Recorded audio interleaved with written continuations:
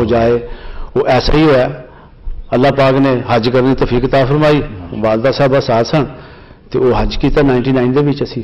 وہ حج کر کے واپس آئے تو وہ داڑھی مبارک بھی رکھ لی تھی. ہوں مسئلہ شعبے کا سی کہ اپنے شعبے جا کے پھر اس طرح کی کرنا یا نہیں کرنا. ایک تو زلزلے جیسی پھنس گئے.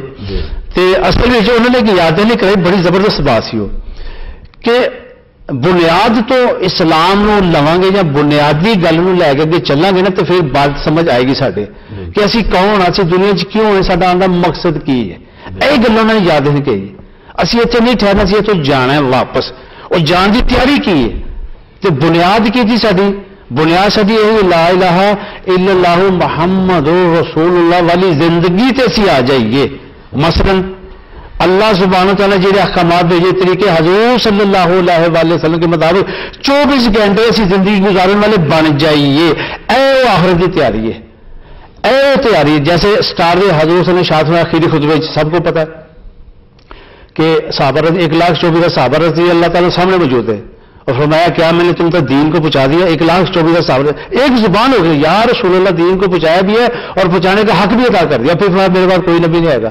میرا درد غم میری قرن لے کے میرے ہر امتیوں نے غائبین تک کو پہنچانا ہے.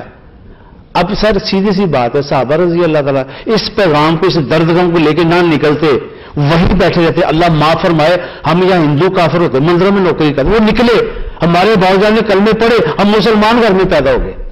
یہ اتنا بڑا احسان. وہ نکلنے پہ قربانی انہوں نے کی, دین کو آگے پہنچایا یا ہم تک کہتے وہ نکلے اباؤ جان نے کلمے پڑھے ہم مسلمان گھر میں پیدا. اب ہمارا یہ معاملہ یہ ہے کہ ہم نے اس بات کو آگے پہنچانا ہے. یہ ہے مقصد حیات مسلمان کا اس دنیا میں آنے کا کہ جو عمل حضور صلی اللہ علیہ وسلم نے کیا اس کو ہم نے اپنی زندگی پہ لا کے دوسروں کو یاد دہانی نہیں کرانی. بس یہ یاد دہانی نہیں کرانی ہے کہ بھی جو ذمہ داری ہمارے ذمہ ہے اس کو ہم ساتھ لے کے چلیں.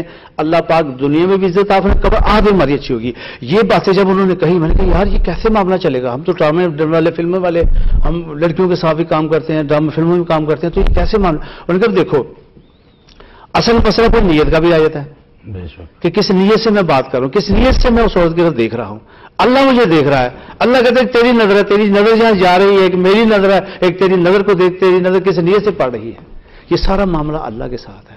وہ اللہ کے ساتھ میرا وہ تعلق جڑ جائے. اس کے لیے کہتے ہیں امال کو ساتھ لے کے چلیں گے تو ہماری دنیا بھی بن جائے گی, قبر آخرت بھی ہماری بن جائے گی. امال کے بدلے میں, ملک مال دولت شہرت کے بدلے میں نہیں بنے. فرعون بہت بڑا بادشاہ تھا, عہدے والا تھا, ملک والا تھا, لیکن کیا وقت کے نبی کی بات نہیں مانی. اللہ پاک نے 16 لاکھ فوج سمیت اس کو سمندر میں غرق کر دیا. تو یہ کہ یادیں نہیں کراتے تھے. اس کے بعد پھر یہ سلسلہ شروع ہوا. الحمرا کی مسجد بنی وہاں الحمرا میں, لاہور تھیٹر ہے الحمرا, وہاں ایک مسجد بن گئی. 6 آدمیوں کی صف بنتی تھی. وہاں تقریباً ہمارے جتنے اداکار ہیں وسیم عباس ہیں جی, انور علی ہیں جی, اور جواد وسیم صاحب ہیں, اور منظر امین صاحب ہیں, نعیم بٹ صاحب ہیں, عابد بٹ صاحب ہیں. یہ سارے انہوں نے آگے وہی قرآن پڑھا. جوید کوٹو صاحب انہوں نے یہاں آ کے قرآن پڑھا. ہم نے وہاں قرآن شروع کیا, وہاں نمازیں سیکھنی شروع کر دی الحمرا کی مسجد سے.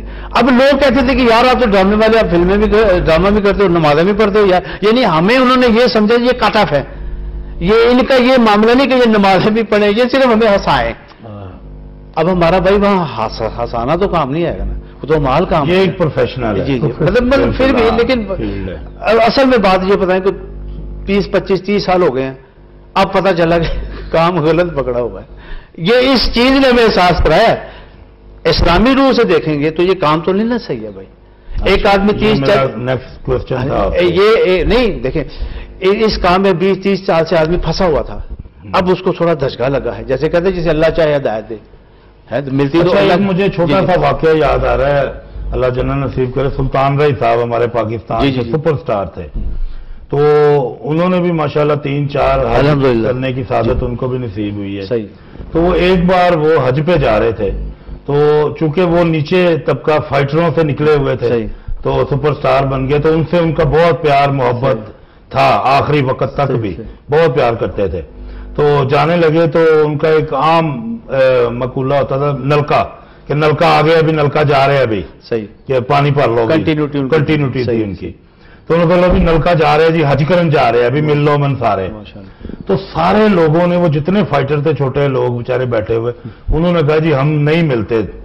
انہوں نے کہا جی کیوں نہیں ملتے یار، میں حج کرنے جا رہا ہوں، سب کے لیے دعا کروں گا. انہوں نے کہا تم جا رہے ہو 1 مہینے کے لیے، شوٹنگ بند ہو جائیں گی، ہمارے گھروں کے چولہے بند ہو جائیں گے، کام ختم ہو جائے گا اسٹوڈیو میں، تو ہمیں کیا فائدہ تمہارے حج کا. تو اس نے 2 منٹ کے لیے سوچا. وہ اس کا سیکٹری تھا شہباز، اس کو کہا کہ شہبازیاں پتر سویر تو شوٹنگ رہاؤ. تو اب یہ جو ہے اس کو آپ کس طرح دیکھتے ہیں اسلام میں؟ کیا یہ اصل میں دیکھیں جی نہیں کہ اس نے اتنے گھروں کا خیال کیا کہ حج کو جو اس نے منقطع کر دیا؟ اس کا یہ مطلب ہے کہ ہم ہاتھ چھوڑ دیں جی، یہ مطلب نہیں ہے. جی اللہ سبحانہ نے فرمایا کہ جی حج کرو، زندگی میں ایک بار استطاعت ہے تو کر لو، نہیں ہے تو معافی پھر بھی ہے. ٹھیک ہے جی، ایک بار کر لیا سارے گناہ معاف ہو. باقی وہ دوسرا عمل یہ جو آپ کہہ رہے ہو نا، اب یہ وہ حج کر رہے ہیں، ہر گھر میں کھانا پچا رہے ہیں، حقوق العباد والی بات کر رہے ہیں، یہ بھی حج ہی ہے کہ آپ نے وہ بڑا چھوڑ کے یہ 100 گھروں کو یہ جو معاملہ کھانے کا کیا ہے یہ کر دیا. عرفان صاحب نیوز کا ٹائم ہو گیا تو ہم ایک چھوٹی سی بریک پہ جائیں گے ناظرین. تو یقیناً آپ کو بڑا مزہ آ رہا ہوگا عرفان ہاشمی صاحب کی باتوں کا، اور بریک سے واپس آ کے ہم دوبارہ اپنا پروگرام یہیں سے کنٹینیو کریں گے.